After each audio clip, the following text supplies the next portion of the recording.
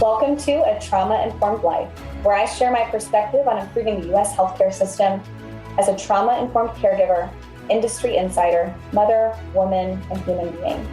I'm Olenski Johansen, and this is my journey, encountering and engaging with the system as a chronic, complex caregiver. My hope is that sharing my observations will create a dialogue that helps to improve the experience of healthcare consumers everywhere. In 2016, I attended the Healthcare Internet Conference in Las Vegas, Nevada. I was a bright-eyed millennial, slightly blinded by optimism, but grounded in motherhood. I had a 2-year-old son at home at the time and was in a new role at a digital marketing agency in Dallas, where I was tasked with helping develop a healthcare-focused service offering for the agency. Alongside the Chief Communications Officer, formerly at Tenet Healthcare, he and I were tasked with developing not only our service offering to service healthcare, but to actually think about how digital marketing could serve healthcare more broadly as an industry, and then develop a vertical within the organization that would do exactly that. Healthcare social media in that role was top of mind. Up to this point in my career, I had been in several roles with many different organizations in healthcare innovation up to that point. Notably, I was the founder of the HITSM Twitter community that was founded in the 2010-2011 timeframe. So I was engaged and not unfamiliar at all with the patient experience and patient engagement conversations that were happening there. But alongside things like data integrity and data ownership and HL7 standards and even more niche conversations like that. The HITSM tweet chat was a fertile ground for many conversations happening in the health IT space. And it was really interesting to have that experience leading a lot of that dialogue, mostly as just somebody curious about what the future of healthcare could look like. In those conversations and in those Twitter chats, we talked about the patient experience. It was a trending topic at the time, mostly fueled by social media. We talked about data ownership and should patients own their own data, or who actually does own their own data. And then we also talked about social determinants of health, or what was kind of the predecessor to that. We talked a lot about it being a strategic focus for organizations as they were thinking through how they could better improve outcomes for all patients across the board.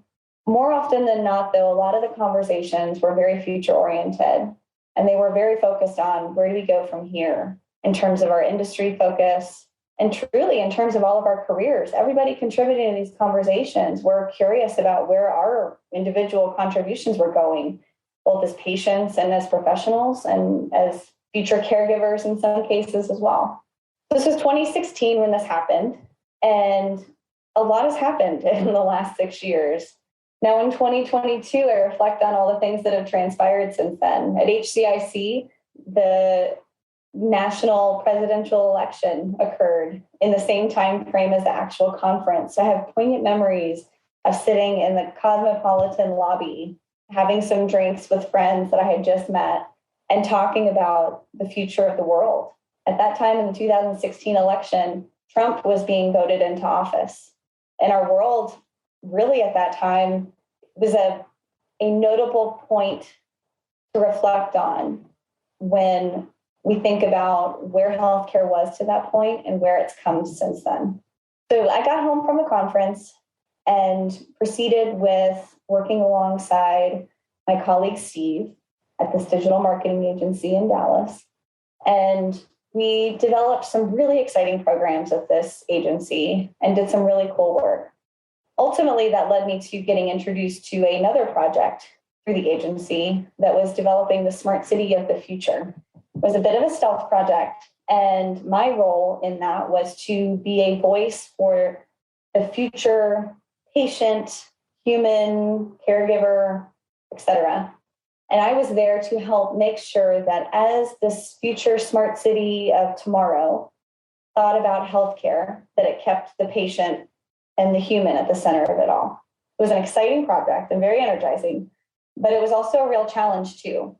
The topics that we addressed were no different than those we had been talking about as an industry, except the conversation was really new with other engineers less familiar with the language and less familiar with what was being talked about relative to data ownership. And some of the nuances that come with healthcare were less thought about in other industries where there was more control.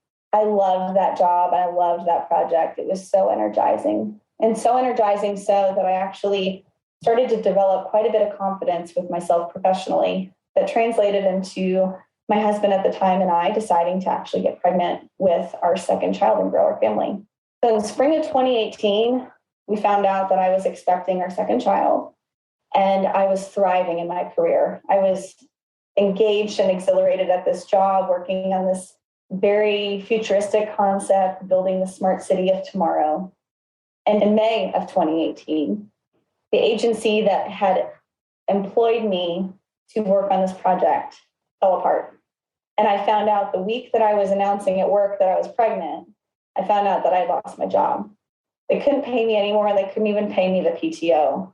So I found myself 5 months pregnant, or nearly so, without work and needing to figure out how to pivot from there. So I was resourceful, as I have been several times in my career. And I leaned into the uncertainty, not in the Sheryl Sandberg way necessarily, but had to kind of piece things together as best I could and tap into endurance that really didn't know existed until I was put in that pressure cooker situation. So found some work as a contractor and piecemealed some things together and worked until my due date.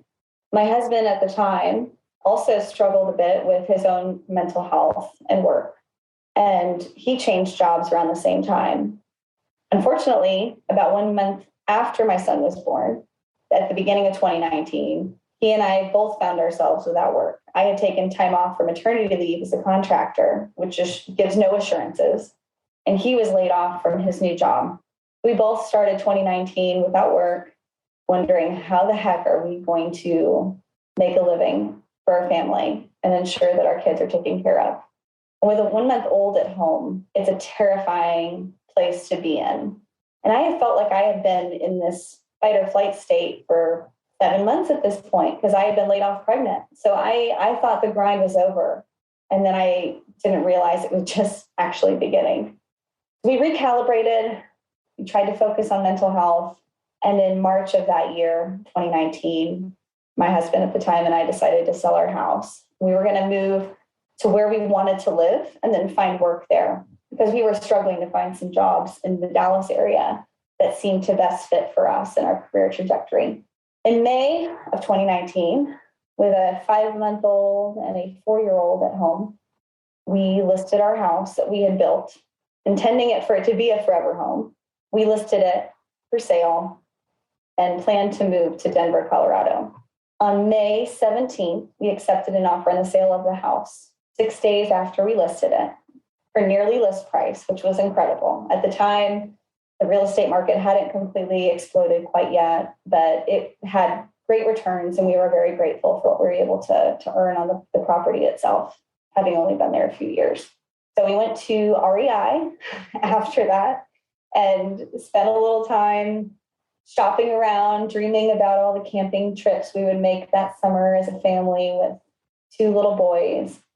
And we bought some backpacks and a tent and a hammock, fully intending to backpack through the summer once we arrived at our new home in Denver. Friday night, the same day that we accepted an offer on the sale of the house, I took my youngest son into the doctor after he'd been throwing up for about 4 days at that point and hadn't run a fever. We were supposed to go out of town that weekend to go finalize our rental in Denver, and something just wasn't right. And I thought, as the mom, I need to just get him fluids, if anything, get him access to some basic medical care, because I'm sure he's just fighting a bug, and whatever it is, we'll get out of his system once we get him some treatment, and then he can rest for a day before we head on the airplane to Denver. So I took him into the ER, and the ER doctor in the triage looked at him and was a little concerned when I arrived. And I hadn't quite seen him in that light of the ER fluorescent lighting yet. But looking at him in there was concerning. And Granted, nobody looks beautiful in in that lighting anyway, but I could tell my son was worse off than I realized. So the triage nurse and the ER doctor come in and they look at my son and they say, I think his vitals are actually worse off than we had initially thought. So we're going to have you go over here to the ICU room of the ER. And the ER doctor was very sweet, very comforting. She came over and, could tell I was an engaged mom and was really, involved in his day-to-day care, obviously. And she asked me if the soft spot on his head felt more firm than I was used to seeing. Now, I'd been keeping an eye on that all week because I was kind of told that, your hydration as an infant is visible by the soft spot on your head. If you're dehydrated, that's going to be sunken in. Well, to the best of my knowledge and what I could tell, his head was perfectly round. We hadn't had any issues all week. So she decided to order a CT scan of his head and took him back while I waited in a chair in front of the ICU room that he'd been assigned. He came back to the room. They continue doing some vitals checking and keeping him alert and busy and trying to get more information. And as I'm sitting in the chair in front of the ICU room, the doctor walks up to me and she kneels down and just goes, "O-F." She used the expletive version of that. And one, if your doctor is swearing at you, it's probably not a good thing. But second of all, I was, deer in the headlights at that point. And she tells me that there's a mass on my son's brain and that he needs to be in front of the neuro team in Dallas as soon as possible. And I'm thinking, what does that mean? How do we get there? And she explained that transport's on its way and they're going to be moving him downtown. Like, okay. So we ultimately get care flighted to Dallas. And my son, I learn, is dying of a brain tumor that had wrapped around his brainstem and spinal cord, blocking all of the spinal fluid from his brain from draining down his spine, causing something called hydrocephalus, which is why the soft spot on his head never looked sunken in, even though he was dehydrated. The care team did an emergency MRI and discovered that the tumor was much more extensive than they had expected upon arrival, and noted there were two main arteries running through the center of this tumor, fueling it quite substantially with a fresh supply of blood flow. So the team paused, and instead of doing surgery and proceeding with it immediately, they got him stable and had him comfortable through the weekend so that we could contemplate the intensity and severity of the surgery that we had to do Monday. And it was their plan, too, to put an A-team on this procedure because they knew the extent of the tumor that was going to be there that we had to tackle. When the doctor came to inform us of what was happening, he explained that there was more blood expected to be lost in a surgery of this nature than my son had in his entire body. So not only did they expect to do blood transfusions, but they expected several blood transfusions. And that after a certain point, they weren't sure how well the body would clot the blood to preserve it from bleeding out in a procedure like this. The prognosis was not good going into this surgery, but somehow my son miraculously survived. And 14 hours later, came out with nearly a full recovery. About a week or two later, he turned 6 months old. And on that, his 6-month birthday, we learned that the pathology of this tumor was malignant, and it was an aggressive form of brain cancer called an anaplastic ependymoma. This is one of those rare cancers, too, that Grey's Anatomy makes episodes about. True story. There is actually one of those. And it usually is not occurring in infants. It may happen in toddlers and younger kids, but for the most part, it's happening in older kids and some adults. So the treatment protocol actually calls for a photon radiation, but under 3 years old, that's not a viable solution. A photon radiation would destroy the brain tissue to the point of it being irreparable. So with a brain that's developing, photon radiation would effectively render that person brain dead if they proceeded with that procedure or that treatment protocol. So that wasn't an option on the table. And had it not been for a newer form of radiation called proton therapy, my son probably would have been placed in hospice care.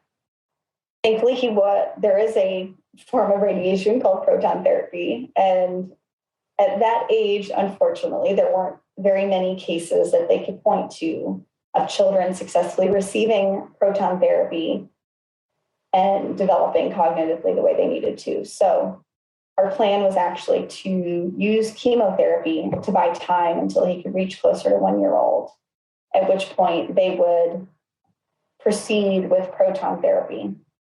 The proton therapy did ultimately occur, but before we were able to even cross that bridge, the doctors and care team decided alongside us as primary caregivers, my husband at the time and I, that a second surgery would double his chances of a long-term survival if we could go in and remove very minor and small pieces and fragments of the tumor that was remaining from the first surgery.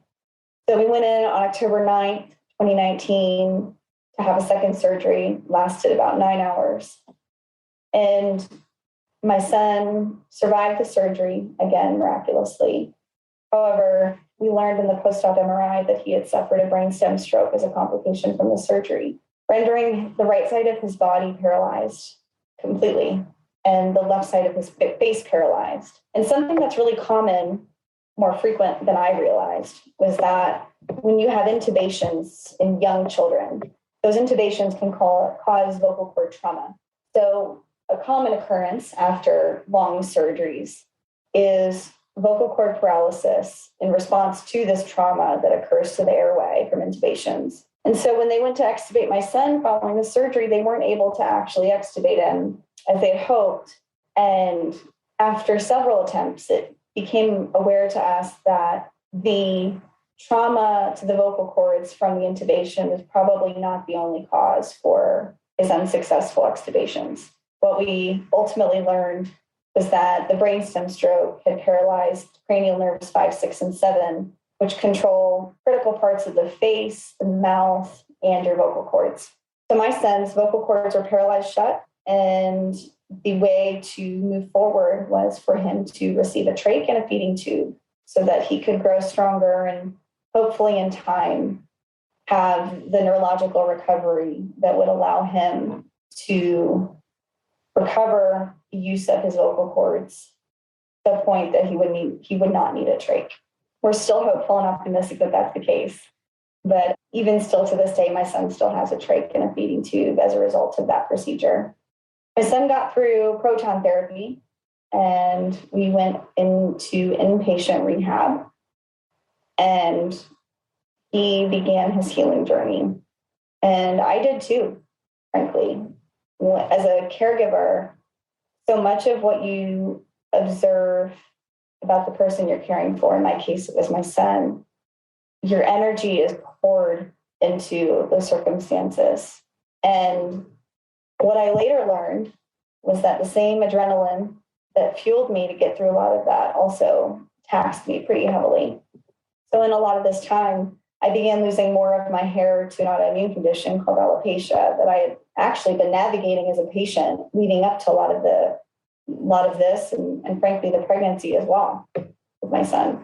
So I began losing more of my hair, and alongside my son, we started to heal. Both of my sons, we all started to heal. And that journey has been incredibly eye-opening. And what I think is particularly unusual with our experience, not the intensity of it, because I think in many ways the intensity was profound, but cancer broadly is horrifying. And many people who have to traverse pediatric cancer especially have horrifying stories that they have to live with the rest of their lives and heal from. My son, thankfully, is cancer-free today, but we're still reeling from the experiences that we had during his treatment and are still reeling from the experiences that we have to navigate day to day as a part of his medical complexity now. My context and experience in healthcare IT leading up to all of this created a very bizarre and otherworldly and out-of-body circumstance for me to experience because I had spent a career investing in the healthcare industry as an advocate for data ownership and patient engagement and outcomes-based care. And despite all of that, I did not realize what actually using healthcare was like until I had to walk that with my son. So today, with this podcast, with these insights, I want to share my story to hopefully inform the future of healthcare so that it is more dynamic, more prepared, and more trauma-informed so that it can give better care to everybody. And then two, I hope that my story inspires other people to share theirs. The future of healthcare cannot be hypothesized. You can't make up patient stories. We must hear them firsthand. And so I hope that my story and these insights inspire others to do the same. Thanks for tuning in. If you like what you heard, please spread the word. Tell your colleagues to tune in for all the awesomeness, then leave a review on Apple, Spotify, or wherever you listen. This show is produced by Shift Forward Health, the channel for changemakers. Subscribe to Shift Forward Health on your favorite podcast app, and you'll be subscribed to our entire library of shows. See our full lineup at shiftforwardhealth.com. One subscription, all the podcasts you need, and it's all for free. And remember, we might have a lot of work to do in healthcare, but we'll get there faster together. Thanks again.